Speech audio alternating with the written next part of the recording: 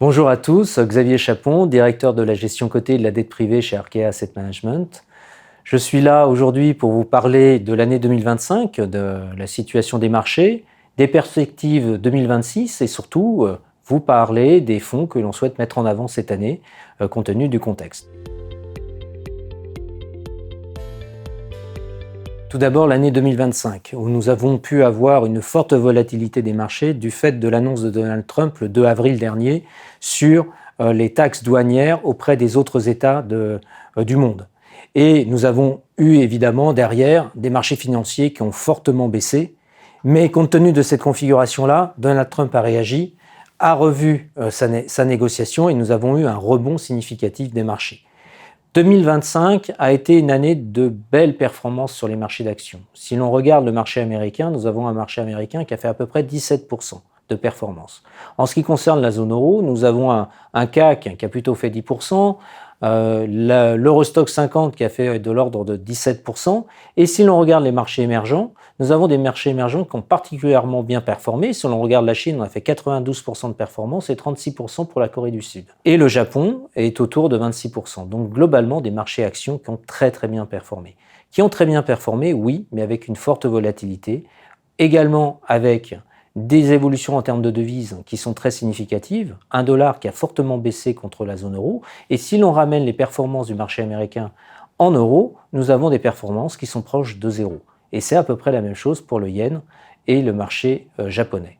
Comment avons-nous fait en fait dans nos fonds ? Eh bien, nous avons eu des fonds actions qui ont parfaitement répondu aux attentes en suivant les marchés financiers sur la zone euro et sur les États-Unis, avec des performances en ligne avec les indices, et en particulier le fonds Focus European Economy qui a fait une performance de l'ordre de 23% sur 2025.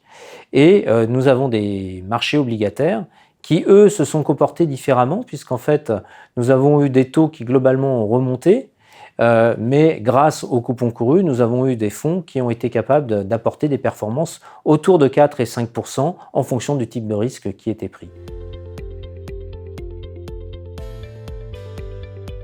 Pour 2026, qu'est-ce que nous attendons ? Tout d'abord, une situation géopolitique toujours incertaine, une situation commerciale là aussi difficile, avec le dernier discours de Donald Trump à Davos.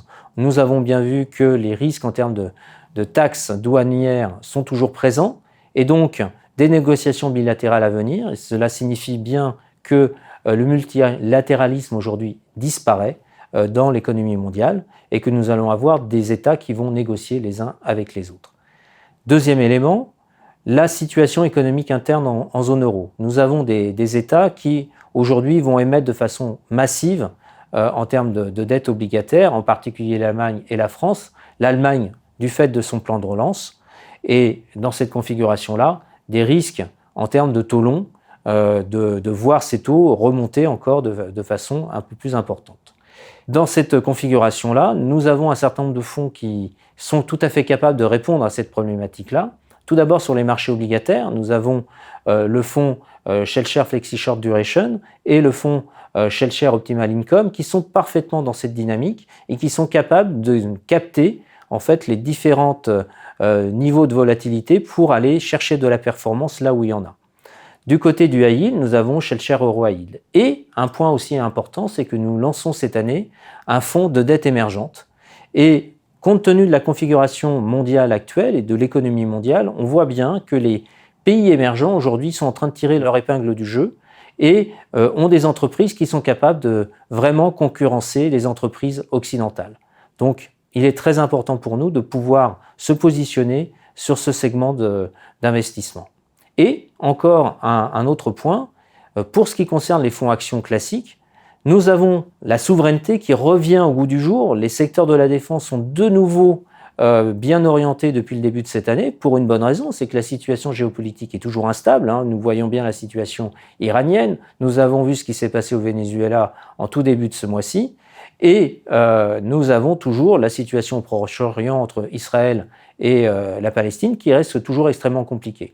Et dans cette configuration-là, nous voyons bien que les pays européens ont besoin d'avoir une autonomie véritable en termes de défense et en termes de moyens de souveraineté au sens large. Et donc, nous considérons que notre fonds Focus European Economy pourra répondre à cette problématique.